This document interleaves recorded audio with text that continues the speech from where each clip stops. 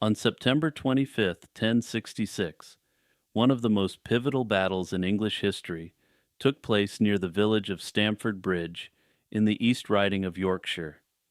It was a battle that would reshape the political landscape of England forever, effectively ending the Viking Age in Britain and setting the stage for the Norman conquest weeks later. But within the chaos of that extraordinary day, one figure has endured in the popular imagination more than almost any other. He was a single unnamed Norse warrior who allegedly held an entire bridge against the Anglo-Saxon army. His stand, though brief and ultimately futile, has become one of the most celebrated acts of individual defiance in all of medieval history. Whether embellished by later chroniclers or grounded in something real, the true nature of the Stamford Bridge Viking remains an enduring medieval mystery. To understand the Viking on the bridge, you've got to understand why there was a battle at Stamford Bridge in the first place. In January 1066, Edward the Confessor died without a clear heir, sparking a succession crisis that would redefine medieval history. Harold Godwinson, the most powerful earl in England, was crowned king almost immediately, but his claim was contested from multiple directions. William, Duke of Normandy, insisted that Edward had promised him the throne years earlier. Meanwhile, Harold Hardrada, the fearsome king of Norway, believed he had his own dynastic right to the English crown through an earlier agreement with the English royal line. Hardrada wasn't the type of man to let a claim go unanswered, and he was ready to press what he saw as his inalienable right to the English throne.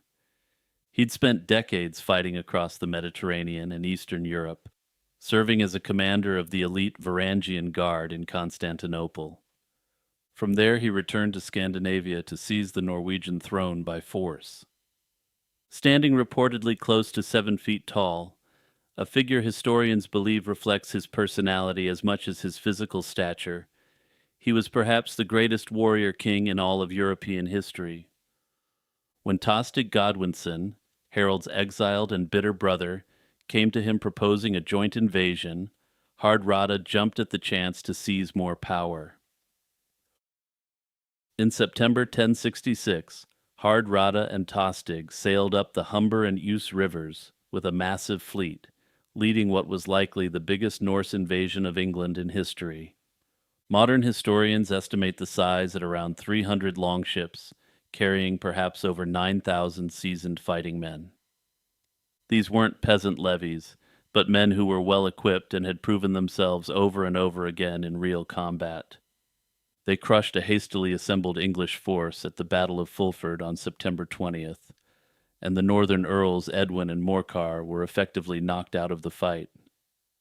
Hardrada then moved his army to Stamford Bridge to await hostages and supplies from York, which had agreed to submit. Crucially, the Norse army took this time to relax and celebrate, believing that the dominoes of the English crown were rapidly falling.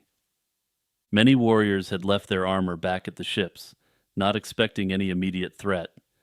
They didn't know that Harold Godwinson had already begun one of the most astonishing forced marches in military history. He covered roughly 185 miles from London to Yorkshire in just 4 days, a feat that was thought to be impossible with an army of his size. When the English army appeared on the horizon on that September morning, the Norse forces were caught completely off guard. Some of Hardrada's men were stationed on the west side of the River Derwent, and they were quickly overwhelmed. The bulk of the army scrambled to form a defensive position on the east bank, and this is where the legend himself enters the historical record. According to the Anglo-Saxon Chronicle, composed within a generation of the battle, a single Norse warrior positioned himself on the narrow wooden bridge spanning the Derwent. Despite the extreme overwhelming odds, according to this source, he held it against the entire English advance. The chronicle doesn't give his name, and it doesn't describe his appearance in any meaningful detail. What it does convey, with remarkable economy, is the sheer audacity and effectiveness of the act. This lone fighter, armed with what appears to have been a massive two-handed axe, reportedly cut down anyone who tried to cross. Estimates from later sources suggest he may have eliminated as many as 40 Anglo-Saxons during his stand. While that number is almost certainly inflated by the oral tradition that fed into the written accounts, it does indicate that something truly unbelievable happened that day. The 12th century chronicler Henry of Huntingdon, working from unknown sources in addition to the chronicle, provided a more detailed version of the event. In his account, the Vikings' resistance was so effective that it brought the entire English advance to a halt. In this telling, the Anglo-Saxons, fresh from their incredible march and eager to press the attack before Hardrada could organize a proper defense, confronted the Viking at the choke point. It's the kind of scenario that sounds like it belongs in a saga rather than a historical chronicle, and yet multiple independent sources reference the episode. This lends it credibility even if the precise details were heavily dramatized over time. The Viking stand didn't end with a heroic duel or a dramatic surrender. According to the most widely cited account by Henry of Huntingdon, the English eventually sent a soldier in a small boat or barrel beneath the bridge. From that precarious position below, this man thrust a long spear or a pike upward through the gaps in the wooden planks, striking the Norse warrior in an unprotected area beneath his armor. It was a resourceful and decidedly unglamorous solution to the problem, and as the bridge defender fell, the English surged across the river to meet a now slightly better prepared army. There's an almost tragic quality to the story of the Viking who had done everything one man could possibly do to protect his comrades, to be brought down in such an underhanded way. Yet this is an Anglo-Saxon source telling the story not of a powerful champion who confronted this inhuman defender, but of a smart but also cowardly method, lending more credibility to the source. He'd bought precious minutes for his comrades to form a shield wall and organize some kind of coherent defense on the far bank. But the delay, however heroic, wasn't enough. And once across the bridge, Harold's forces slammed into the Norse shield wall with devastating force. The battle raged for hours, brutal and exhausting in the late September heat, and Hardrada himself was slain, struck in the throat by an arrow, with Tostig falling soon after. By the end of the day, the Norse army was shattered beyond any recognition, and the Viking conquerors became the vanquished without their king. Of the roughly 300 ships that had brought Hardrada's invasion force, only around 24 were needed to carry the survivors home. No reliable source has ever identified the Stamford Bridge Viking by name. Some later Scandinavian traditions have attempted to assign him an identity, but none hold up under serious scholarly scrutiny. He remains defiantly anonymous, which in many ways only adds to the mythic power of the story. He wasn't a prince or a famous jarl or a man of particular recorded status, and his life appears not to have been noteworthy until that point. He was just a warrior who, when his army was caught unprepared and his comrades were dying around him on the wrong side of the river, decided to stand his ground on a bridge. It was a fight that he knew he could never win. There was no theoretical exit strategy for him, and he just held his position until he physically couldn't fight anymore. The episode also speaks to the broader narrative of what happened in 1066. Harold Godwinson won a decisive victory at Stamford Bridge, but the cost was enormous. His army was battered and exhausted, and just 3 days later, on September 28th, William of Normandy landed on the south coast of England. Harold was forced to march his battered and depleted forces all the way back south again, arriving at Hastings in mid-October with an army that was a shadow of its full strength. The Battle of Hastings on October 14th ended with Harold's death and the beginning of Norman rule in England. Historians have long debated whether the outcome at Hastings might have been different if Harold's army hadn't been so thoroughly ground down by the campaign against Hardrada. In a strange and perhaps poetic way, The Viking on the bridge is part of that chain of cause and effect. Every minute he held that crossing was another minute of delay, another minute of Saxon exhaustion that rippled forward through the fateful weeks that followed. Given the importance of England to world history, it's conceivable that this Viking, in buying enough time for his comrades to arm themselves, changed the course of humanity completely.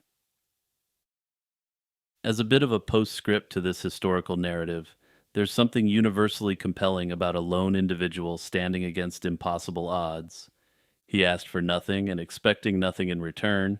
His only concern was for the mission, and more likely, for his brothers in arms he was defending.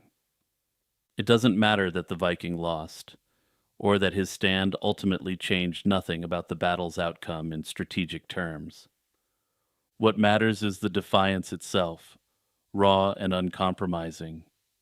The story has been retold in countless books and documentaries, precisely because it captures something elemental about human courage in the face of certain death. The Stamford Bridge Viking didn't fight for glory or recognition, and he almost certainly knew he was going to die on that bridge. He fought anyway, and though we can't know the exact details of the day, nearly 1,000 years later, we're still talking about him more than most kings and rulers throughout history. Henry VI came into the world on December 6, 1421, at Windsor Castle, the son of England's warrior King Henry V and Catherine of Valois, a French princess.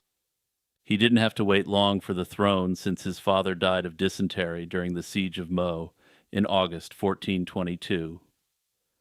Before the year was out, Henry's maternal grandfather, Charles VI of France, had also perished. At 9 months old, Henry VI became king of both England and France, the only English monarch ever to officially hold both crowns simultaneously. While his claim to the French crown was always disputed, he remained the only English monarch to be crowned King of France in Paris itself. It was a staggering inheritance for an infant who couldn't yet walk, and it set in motion one of the most tragic royal stories in English history. A regency council governed in his name for years, headed at various points by his uncles Humphrey, Duke of Gloucester, and John, Duke of Bedford. The arrangement functioned reasonably well at first, as Bedford managed the French territories with genuine military and diplomatic skill. But his death in 1435 stripped away one of the few stabilizing forces in the young king's orbit. When Henry finally assumed personal rule in the late 1430s, the problems he inherited were already enormous. England's grip on France was weakening, domestic factions were circling, and the treasury was strained by decades of continental warfare. Henry was, by nearly all accounts, a deeply pious and gentle man, not the sort of warrior king who was required for the age. He founded King's College, Cambridge, and Eton College, institutions that would endure for centuries as monuments to his devotion to learning and faith. He reportedly dressed simply, disliked profanity, and showed genuine compassion toward the poor, taking the teachings of Jesus Christ very literally. The Blackman memoir, written by his chaplain, paints a picture of a king more suited to a monastery than a battlefield. Unlike other monarchs who enjoyed the fringe benefits of the crown, he would avert his eyes from anything he considered indecent and regularly retreated into prayer. His deep sense of the importance of charity and compassion made him popular with the common people, though it won him no friends amongst the heavily armed nobility. These were admirable personal qualities in a bishop or someone in a purely administrative role, but they were disastrous in a medieval king. England in the 15th century demanded a ruler who could command nobles, exert military strength, and navigate the brutal politics of rival factions. Henry could do none of these things convincingly, and he showed little interest in governance and allowed favorites to dominate policy and patronage. His passivity created a power vacuum that ambitious men rushed to fill, and his court became a breeding ground for factional strife that would eventually tear the realm apart. In 1445, Henry married Margaret of Anjou, a formidable French noblewoman who was everything her husband wasn't: assertive, politically shrewd, and fiercely ambitious. The marriage was arranged partly to secure a truce with France, which was now largely out of his control, but the terms were humiliating. England secretly agreed to surrender the territories of Maine and Anjou, a concession that would cause outrage when it became public knowledge. Margaret quickly became the dominant force in the royal household, and her closeness to certain courtiers generated widespread resentment among the English nobility. The most important of these disliked individuals was the Duke of Suffolk, who wielded immense power and influence, though, as you'll see, he was flying too close to the sun. The loss of Normandy in 1450 was a catastrophe that many blamed directly on the court faction surrounding Henry and Margaret. The speed of the collapse was staggering, and territory that had taken Henry V years of brilliant campaigning to win was lost in a matter of months. Suffolk was impeached by Parliament and slain on his way into exile, his body found on the shore at Dover. Jack Cade's rebellion erupted that same year, with Kentish rebels marching on London to protest corruption and misgovernment. The realm was spiraling, and Henry seemed unable or unwilling to combat the decline. Richard, Duke of York, a man with a strong claim to the throne through both his mother's and father's lineages, began to position himself as the alternative. In August 1453, Henry VI suffered a complete mental collapse. He became catatonic, unable to speak, move purposefully, or recognize anyone around him. The episode lasted roughly 17 months, during which time he had to be led by hand, couldn't feed himself, and showed no awareness of his surroundings. His son Edward was born in October 1453, and Henry reportedly showed no recognition of the child whatsoever. The exact cause of Henry's breakdown remains debated, with some modern scholars believing that he was genetically disposed to mental illness. His maternal grandfather, Charles VI of France, had suffered notorious bouts of madness, believing at various times that he was made of glass and might shatter if touched. Notably, though, this condition, known as the glass delusion, was surprisingly widespread even amongst people who were otherwise mentally healthy. The stress of military defeat, political crisis, and the pressures of kingship likely triggered what modern clinicians might describe as a severe psychotic episode. Whatever the diagnosis, the political consequences were immediate and devastating. Richard of York was appointed Lord Protector during Henry's incapacity, and he used the position to sideline Margaret's allies and consolidate his own power. When Henry recovered in early 1455, Margaret moved swiftly to restore her faction's dominance, and York found himself excluded from court. This cycle of exclusion and retaliation made armed conflict inevitable, and kicked off an epoch-defining event that some historians see as marking the end of the medieval period.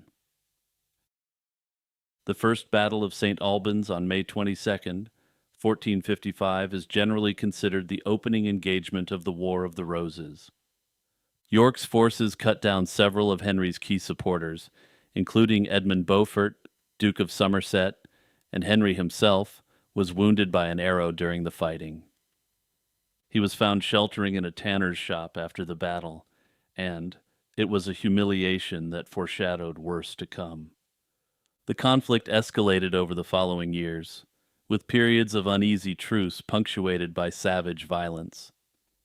After the Yorkist defeat at Ludford Bridge in 1459, York fled to Ireland, but his cause was revived the following year when his ally, the Earl of Warwick, won the Battle of Northampton. Crucially, the Earl had captured the biggest prize of all, Henry himself. The Act of Accord in October 1460 established a compromise.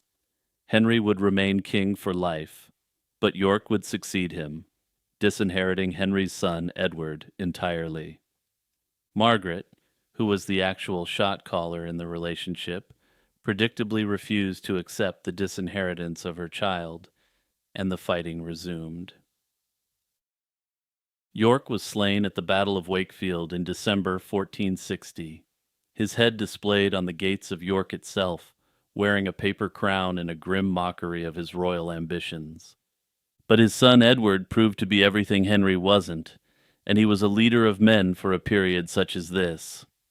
He was tall, good-looking, charismatic, and militarily brilliant, with the ability to sniff out political plots while simultaneously commanding troops himself. The young Edward of York crushed the Lancastrian army at Towton in March 1461, in what remains the bloodiest battle ever fought on English soil. Estimates suggest that between 20 and 30,000 men fell that day, and Henry was finally deposed, with York crowned Edward IV. Henry spent the next several years as a fugitive, moving between sympathetic households in the north of England and briefly taking refuge in Scotland. His existence was pitiful. The crowned King of England and France reduced to the charity of minor gentry and clergy, all while dodging Yorkist patrols.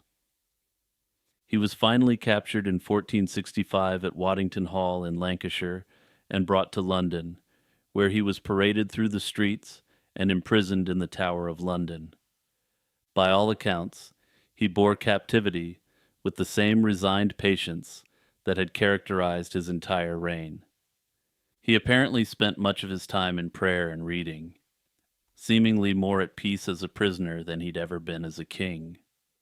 In a sense, he appears to have been living a monastic life in the Tower of London, rather than a more traditional setting. In 1470, an extraordinary turn of events briefly restored Henry to the throne. The Earl of Warwick, who'd originally helped put Edward IV in power, quarreled with the king and switched sides, allying with Margaret of Anjou. Warwick invaded England, Edward IV fled to Burgundy, and Henry was pulled from his cell in the Tower and restored as king in what's known as the Readeption. Contemporary accounts describe him as confused and disheveled, a shadow of even the limited king he'd once been. He was essentially a puppet, with Warwick wielding the real power and Henry going back to doing much the same things he had while he was in the Tower of London. The readeption lasted barely 6 months, and Edward IV returned in force in March 1471, rallied his supporters, and defeated Warwick at the Battle of Barnet on April 14th in heavy fog. Warwick was cut down trying to flee the field, and Edward destroyed the remaining Lancastrian army at the Battle of Tewkesbury on May 4th. Henry's son, Edward of Westminster, was eliminated at Tewkesbury as well, either during the battle or shortly afterward in its chaotic aftermath, extinguishing the direct Lancastrian line. Henry VI died in the Tower of London on the night of May 21st, 1471, the same night Edward IV returned to the capital in triumph. The official Yorkist account claimed he perished of pure displeasure and melancholy upon hearing of his son's death. Nobody believed it then, and nobody believes it now. The near universal consensus among historians is that he was executed, almost certainly on Edward IV's orders. When Henry's remains were exhumed in 1910, his skull was found to be damaged, and his hair matted with what appeared to be blood. This lent physical evidence to the long-held suspicion that foul play had been involved in the death of the man who had the potential to be one of the greatest monarchs in history. And this potential is one of the things I find so fascinating about Henry VI. Imagine for a moment a scenario where Henry had been born with the abilities of Frederick the Great, the genius king of Prussia. History rarely offers clearer contrasts in kingship than the gulf between Henry and Frederick the Great. One was gentle, devout, and hesitant, while the other was coldly strategic, intellectually formidable, and relentless in war and governance. If Henry had possessed Frederick's temperament and ability, the course of English history might have turned sharply. A Frederick like Henry would likely have treated the Hundred Years' War as a strategic crisis and opportunity rather than a moral burden. He might have reorganized command, imposed discipline on rival nobles, and pursued a coherent military strategy. More importantly, such a king would have confronted the growing power of the magnates. The factional struggles that eventually ignited the Wars of the Roses were not inevitable. A ruler with Frederick's instinct for authority might have marginalized challengers like Richard, Duke of York, before they became existential threats. Under such leadership, England might have emerged from the mid-15th century with a stronger, more centralized monarch. The House of Lancaster may have even gone on to be the undisputed rulers of both England and France, a state that would have been the most powerful in medieval history. But most importantly, the charitable and naive Henry allowed for his realm to fall into such a state that hundreds of thousands perished due to the consequences of his weak rule. Henry VI's death didn't end his story entirely, and a popular cult developed around him almost immediately. For all his failings, he was beloved by the common people, since even though his rule was disastrous for them, he actually legitimately cared for his subjects. Miracles were attributed to his intercession, and pilgrims flocked to his grave at Chertsey Abbey and later at Windsor Castle, where his body was moved in 1484. Henry VII, the first Tudor king, actively promoted his predecessor's sainthood as a way of legitimizing his own claim to the throne. A formal canonization process was initiated but never completed, largely because the papacy demanded a fee that Henry VII considered excessive. What remains is the portrait of a man catastrophically mismatched with his circumstances. Henry VI wasn't cruel, wasn't tyrannical, and by the standards of his age wasn't even particularly incompetent in his personal conduct. He was simply the wrong man on the wrong throne at the worst possible time. His gentleness, which might have made him beloved in a more peaceful era, instead invited disaster. He lost two kingdoms, his freedom, his family, and ultimately his life, all because the medieval world had no room for a king who'd rather pray than fight. Hey everyone, it's Jimmy here with a quick reminder to hit the like and subscribe buttons and share this video with your friends and family who enjoy historical content. Also remember to check out the Patreon or YouTube membership if you want to support me even further and you're in a financial position to do so.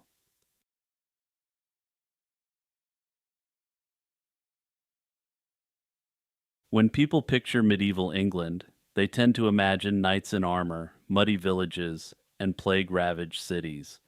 What they generally don't usually think about is who could read a book and who couldn't.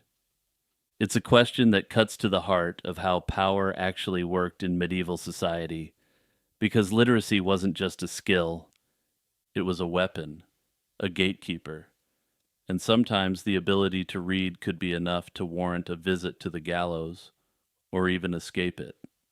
The history of reading and writing in England between roughly the 5th and 15th centuries is far stranger and more complicated than one might expect.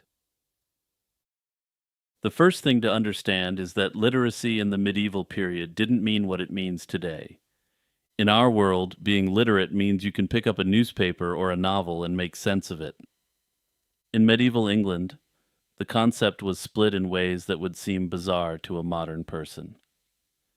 There was Latin literacy, the gold standard, which meant the ability to read and write in the language of the church, law, and scholarship.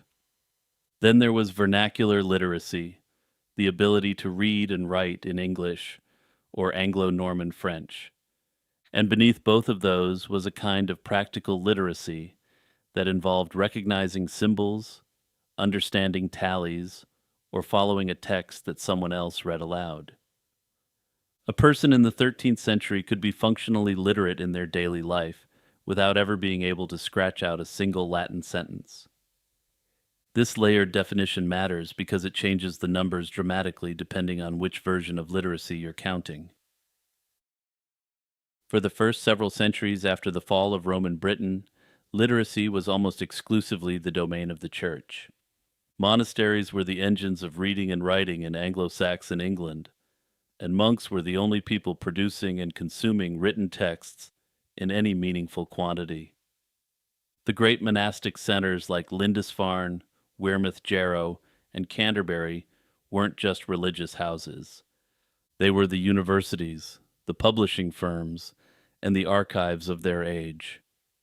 Bede, writing from Wearmouth Jarrow in the early 8th century, produced works of history, theology, and science that circulated across Europe. However, he did so within an institutional framework where literacy was inseparable from religious devotion. The clergy's dominance over literacy had enormous practical consequences. The word clerk itself derives from clericus, meaning a member of the clergy, and for centuries the terms were essentially interchangeable. If you could read, you were assumed to be a churchman to one degree or another. This connection was so deeply embedded in law that the so-called benefit of clergy existed. This allowed anyone who could demonstrate the ability to read a passage of Latin scripture to claim the jurisdiction of church courts rather than secular ones. Doing so allowed certain people to escape the most extreme punishments available under secular courts. Criminals would memorize Psalm 51, the traditional test verse, to quite literally save their own necks. It was literacy as a lifeline, and it persisted in English law well into the early modern period. Within the church itself, however, literacy wasn't as uniform as popular culture would have us believe. A bishop or an abbot at a major cathedral might have access to hundreds of manuscripts and the training to read complex theological Latin. A parish priest in a remote village might barely be able to stumble through the liturgy, and in certain remote areas, it's possible that they technically fumbled into heresy. This lack of education sometimes meant that these parish priests would, in essence, make up new doctrine on the fly, based on what they knew. Surveys from the later medieval period reveal shocking variation in clerical education. Some priests couldn't properly explain the sacraments they were performing, while others were deeply learned men who corresponded with scholars across Europe. The founding of the universities at Oxford and Cambridge in the 12th and 13th centuries created new pathways to advanced learning. However, these institutions served a tiny fraction of the clergy, and generally only those from more elite backgrounds. Most parish priests received their training through informal apprenticeship with an older cleric, and the quality of that training depended entirely on local circumstances. An older parish priest who was barely literate himself would in general produce another generation of priests with the same literacy issues. Thus, the gap between the top and bottom of the clerical hierarchy was immense, and it mirrored the broader social divides in English society. The medieval English nobility had a complicated relationship with literacy that's often misunderstood. The popular assumption is that lords and ladies were all illiterate brutes who left the reading to their chaplains, but the reality was more nuanced, and warriors did read books. After the Norman conquest of 1066, the ruling class of England spoke Anglo-Norman French, and many nobles could read and write in that language with reasonable competence.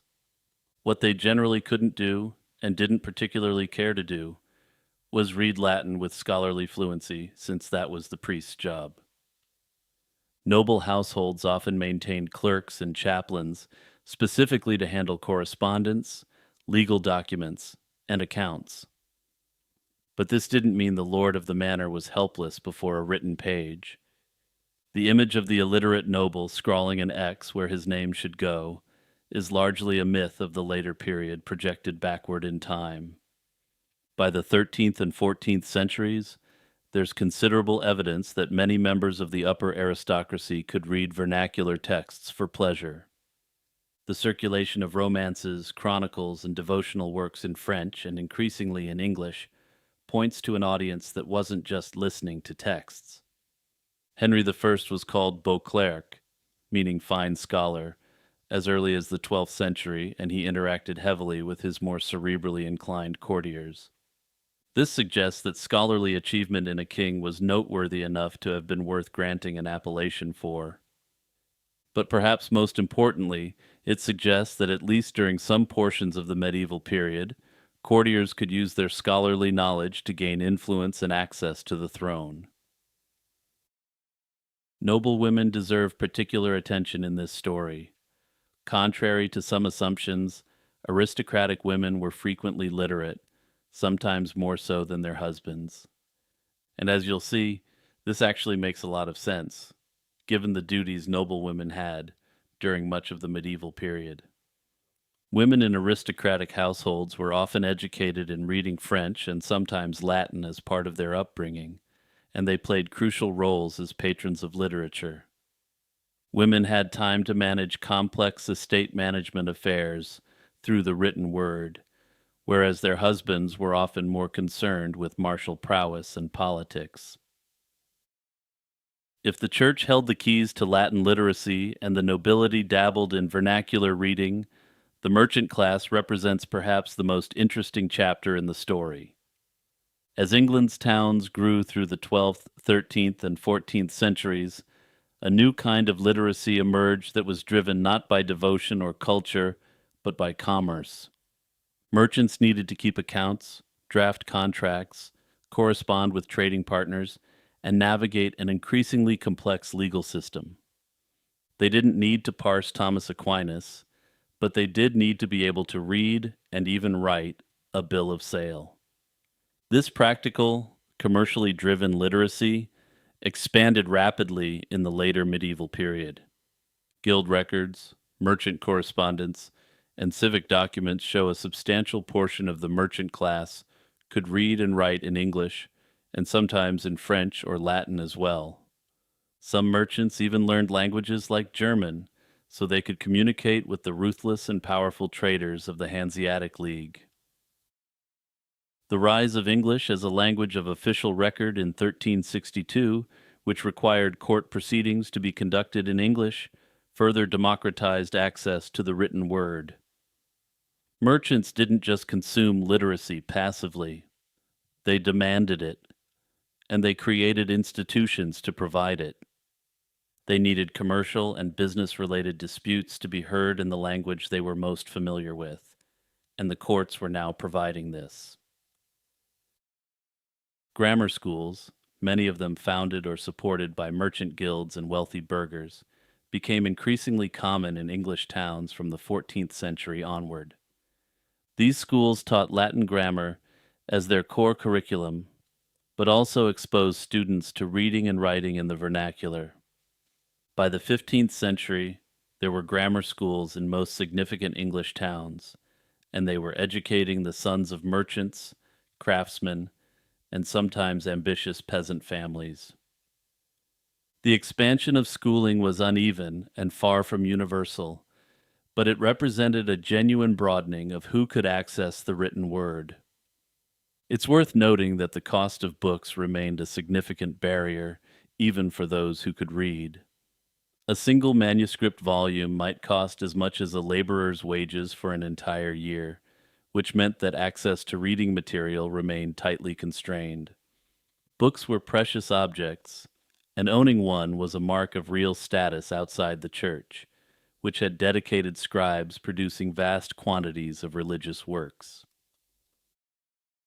And then there were the peasants, who made up the vast majority of England's population throughout the medieval period. The conventional wisdom holds that medieval peasants were almost universally illiterate. In the strictest sense of Latin or even vernacular reading and writing ability, this is broadly accurate. Most agricultural laborers, serfs, and villagers had no formal education and no practical need for one. Their world was governed by oral tradition, custom, and the spoken word and legal transactions were witnessed rather than signed. Everyone knew everyone, and had for generations, so you knew that the word of the miller was good because his grandfather had a reputation for truthfulness, as did his grandfather before him. Knowledge was transmitted through memory and repetition rather than through text. You knew what mushrooms you could eat because you went out foraging for food with your mother. You knew your way around an anvil and bellows because your father was a blacksmith, not because you'd picked up a manual on how to do it. But even here, the picture is more complex than a simple binary of literate and illiterate would suggest. Peasants interacted with the written word more often than is sometimes recognized. They appeared in manorial courts where documents were read aloud for them and recorded by the steward's clerk. They encountered written charters that defined their rights and obligations on the land they worked, even if they had to rely upon someone else to interpret what was actually being said. Most peasants could recognize their own names, or at very least the marks they used in place of signatures.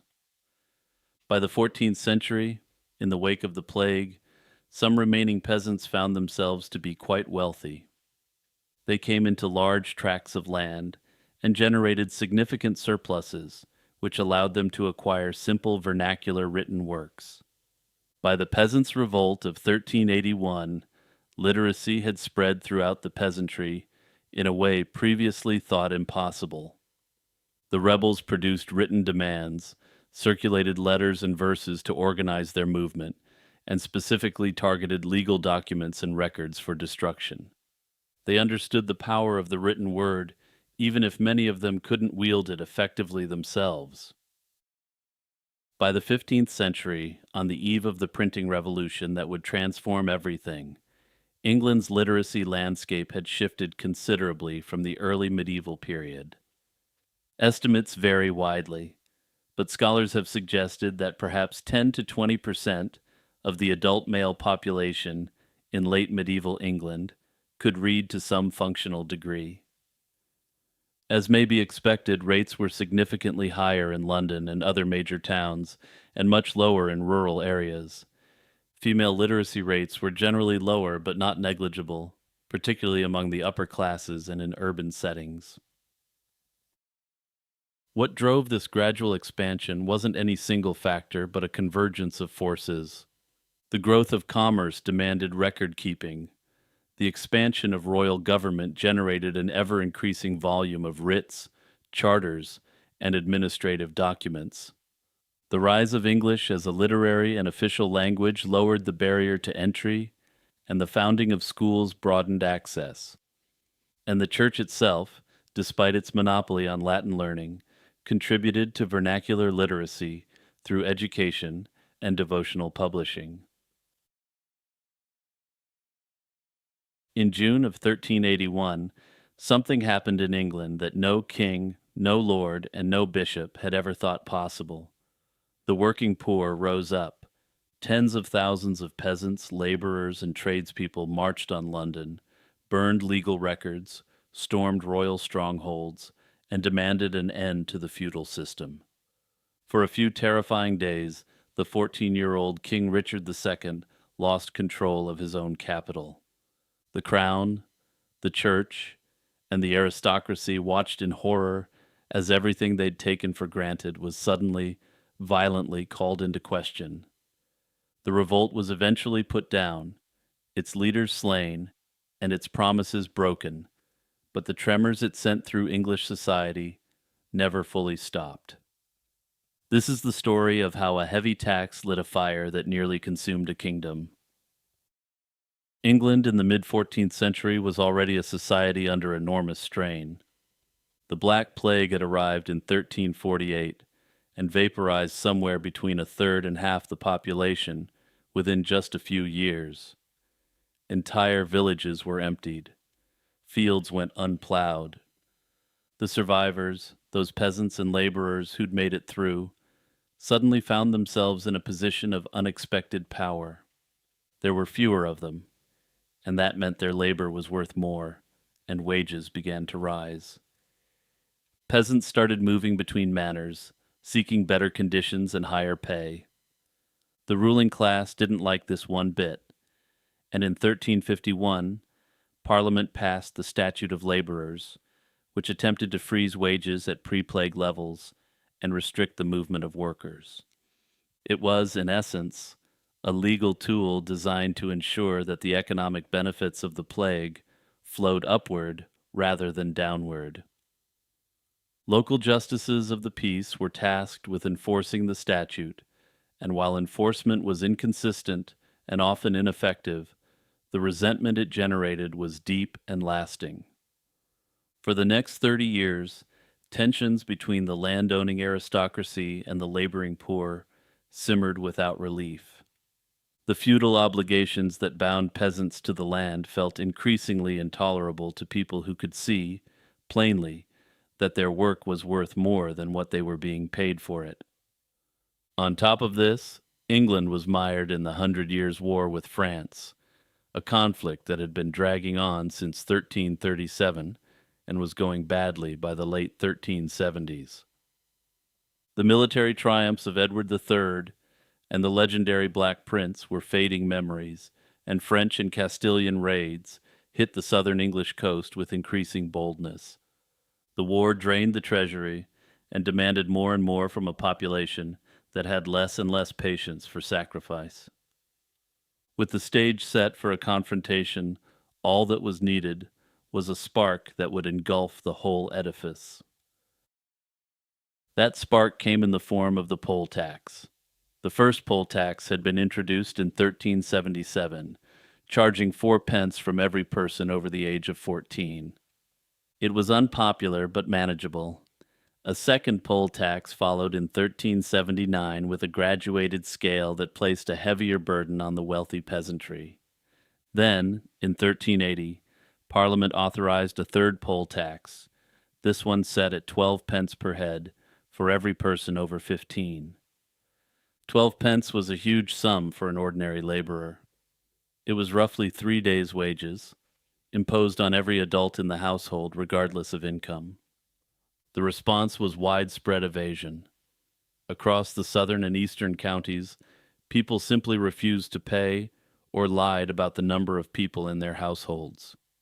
The returns from the 1381 collection were dramatically lower than expected because of these countermeasures. The government sent out commissions of inquiry, essentially enforcement squads, to investigate the shortfalls and compel payment. These commissioners often acted with arrogance and brutality, acting more as marauding raiders than government officials. In some communities, they conducted invasive quote-unquote examinations of young women to determine whether they were old enough to be taxed. The humiliation and violation this represented can't be overstated. It was this combination of financial burden and personal degradation that finally made people snap. The revolt ignited at the end of May 1381 in the villages of Essex and Kent. In Essex, a tax commissioner named John Bampton arrived in Brentwood on May 30th to investigate unpaid taxes. He was met not with compliance but with open defiance. The villagers of Fobbing, Corringham, and Stamford-le-Hope refused to pay and drove Bampton and his men out. When Robert Belknap, the Chief Justice of the Common Pleas, was sent to restore order, he was attacked as well with his documents seized and burned. In Kent, events moved just as quickly.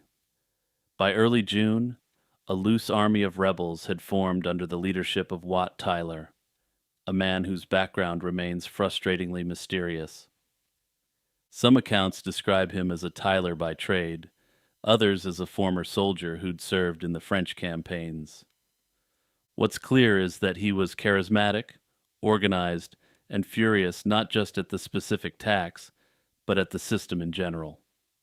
Wat Tyler was, in essence, the ultimate rebel with a cause, and he represented a complete nightmare to the aristocracy. The Kentish rebels moved through the county with remarkable speed and purpose, attacking manor houses, burning court rolls, and opening Maidstone's jail to free prisoners. Among those freed was the radical preacher John Ball, who'd been locked up by the Archbishop of Canterbury for his inflammatory sermons against the social order. John Ball was a figure who terrified the establishment, and for good reason. He'd been preaching a message of radical equality for years, drawing on Christian theology to argue that the social hierarchy was a human invention, not a divine one. While Church had argued that the medieval social order was ordained by God himself, John Ball could plainly see that the feudal system was absent from biblical texts. The Anonymal Chronicle, a contemporary account of the revolt, records the essence of his message as a challenge to the very foundation of feudalism. He rhetorically asked, who amongst Adam and Eve was a commoner and who was a noble, citing the common descent of all social classes from the same people. Therefore, he argued, that there was no fundamental difference between a noble and a commoner, and toiling for them was actually an inversion of the true social order. In the end, Ball gave the revolt an ideology, and Tyler gave it both leadership and direction. By June 12th, the combined rebel forces from Essex and Kent had reached the outskirts of London. The Essex contingent camped at Mile End, northeast of the city. The Kentish rebels gathered at Blackheath, to the southeast, and their numbers were staggering. Modern estimates range from 30,000 to as many as 60,000, though exact figures are impossible to pin down with any certainty. What's certain is that this was the largest popular uprising England had ever seen, and they were about to come much closer to their goals than they likely ever imagined. Once they arrived, London's gates were open to them. Whether by sympathetic Londoners or through coercion remains debated among historians. Regardless of what happened, the rebels poured into the capital, and what followed was targeted destruction. They attacked the properties of men they held responsible for their oppression. The Savoy Palace, the opulent London residence of John of Gaunt, Duke of Lancaster, and the most powerful nobleman in England, was burned to the ground. According to a chronicler, the rebels were so committed to their cause being seen as righteous rather than criminal that they threw a man into the flames for trying to steal a silver goblet. They didn't want thieves in the company, and in their own minds, they were revolutionaries in the army of the Lord, sent to restore righteous order. They also targeted legal records with particular fury, and the Inns of Court were attacked. Documents related to feudal obligations, tax records, and legal bonds were pulled from buildings and burned in the streets. The rebels understood something fundamental about their oppression. It was sustained by paperwork. Serfdom existed because there were records that proved it. Destroy the records, and they destroyed the chains. On June 14th, the young King Richard II agreed to meet the Essex rebels at Mile End. The rebels presented their demands, and they were radical by any standard of the time. They wanted the abolition of serfdom, the right to rent land at a fixed rate of 4 pence per acre, and the freedom to buy and sell in markets without restriction. They also wanted a general pardon for all who'd taken part in the revolt, and remarkably, Richard agreed to all the terms. Charters of manumission were drawn up and distributed, and for a moment it seemed like the peasants had won. However, there were other rebels who didn't want to meet with the king and didn't want any sort of reform. They wanted to invert the social pyramid entirely, with the nobility and the royalty crushed under the weight of the peasantry. While the king was at Mile End, this separate group of rebels stormed the Tower of London itself, the most formidable fortress in the kingdom. They found Simon Sudbury, the Archbishop of Canterbury and Lord Chancellor, along with Robert Hales, the Lord Treasurer, the man most directly associated with the hated poll tax. Both men were dragged out and beheaded on Tower Hill without trial or ceremony. Sudbury's execution reportedly took 8 clumsy blows from an inexperienced executioner. Their heads were paraded through the streets on pikes, and the slaying of Sudbury, the highest-ranking churchman in England, sent shockwaves through the entire kingdom. The decisive moment came on June 15th at Smithfield, just outside the city walls, when Richard agreed to meet Wat Tyler directly. The accounts of what happened next vary depending on the source, but the broad outlines are consistent across the major chronicles. Tyler rode forward to speak with the king and presented further demands, which, interestingly, would have actually made the king even more powerful. Unlike some of the other protesters, he didn't want the Peasants' Republic of England. He asked for the disendowment of the church, the redistribution of its vast wealth, and the abolition of all lordship except that of the king himself. Tyler's manner was reportedly brash, perhaps deliberately provocative, or perhaps simply the manner of a man who had no experience with royal protocol and no reason to respect it. Then violence erupted. William Walworth, the Lord Mayor of London, struck Tyler with a short sword, and one of the king's squires followed up with another blow. The rebels, who had just watched their leader cut down in front of them, surged forward. It was the most dangerous moment of the entire revolt, and a single wrong move and thousands of armed, angry peasants would have overwhelmed the king's small retinue. What happened next became one of the most famous moments in English medieval history. Richard, still just 14 years old, rode forward alone toward the rebel crowd and declared himself their leader, and he told them to follow him to Clerkenwell Fields. Whether this was genuine courage or desperate improvisation, it worked. It bought enough time for loyalist forces to assemble, and the rebels were gradually surrounded, disarmed, and dispersed. Richard's promises at Mile End were revoked almost immediately, and by July the charters of manumission were declared null and void.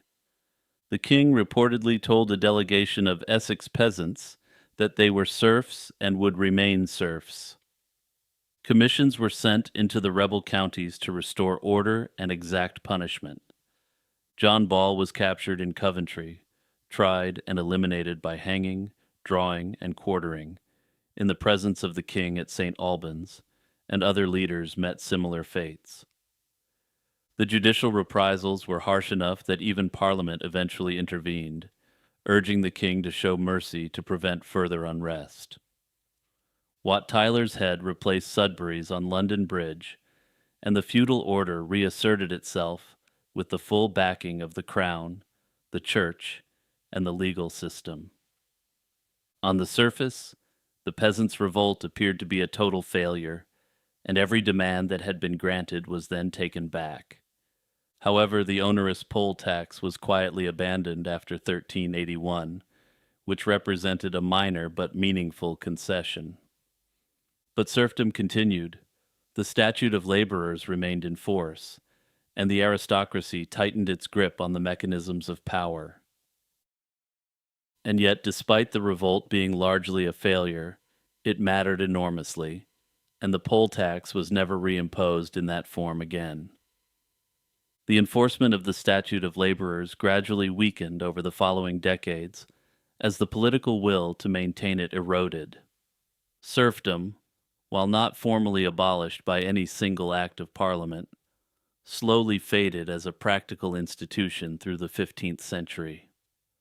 Powerful landlords found it increasingly unworkable to bind people to the land in a post-plague economy where labor remained scarce and mobile. The revolt didn't achieve its goals in the short term, but it demonstrated something that the ruling class could never entirely forget. The common people of England were capable of organized, purposeful, and devastating resistance.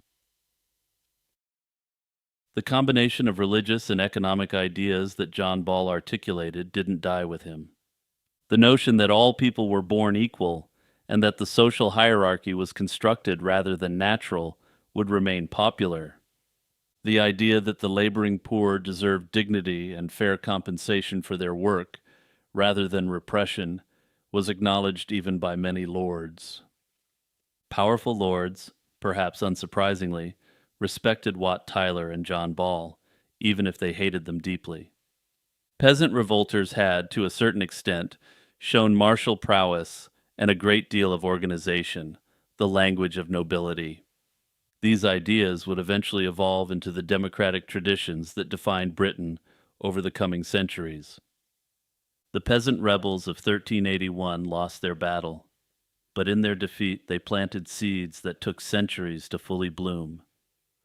The world they imagined, one without lords and serfs, eventually came closer to reality than any of them could have dreamed. The Peasants' Revolt remains one of the most dramatic and instructive episodes in English history, a moment when the invisible people became impossible to ignore. It was messy, violent, and ultimately crushed by the very power structures it sought to dismantle.